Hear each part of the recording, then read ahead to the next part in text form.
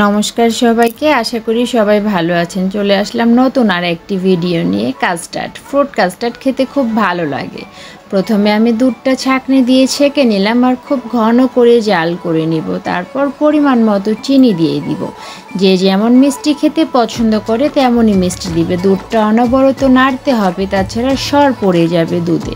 এদিকে আমি উষুম উষুম গরম দুধে পরিমাণ মতো কাস্টার্ড পাউডার নিয়ে নিব আর ভালো করে কাস্টার্ড পাউডারটা গুলিয়ে নিব যেন দানা না থাকে। আমার কাস্টার্ড পাউডারটি গুলোনো হয়ে গেছে, দুধটাও অনেকটা ঘন হয়ে গেছে। এখন আমি দুধে দিয়ে দিব।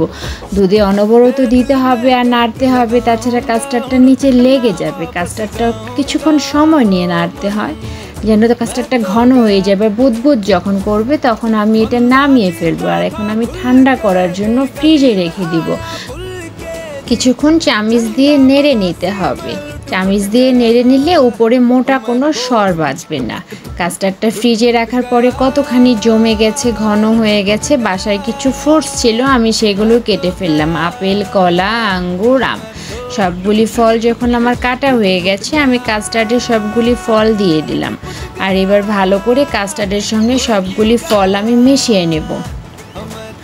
গরমের দিনে ঠান্ডা ঠান্ডা ডেজার্ট খেতে সবারই হয়তো ভালো লাগে, আমার খুব বেশি ভালো লাগে কাস্টার্ডটা খেতে, সেজন্য আমি বানিয়ে ফেললাম। এবার আমি পরিবেশন করে ফেলবো। আমার ভিডিওটি যদি ভালো লাগে লাইক কমেন্ট শেয়ার করে পাশে থাকবেন।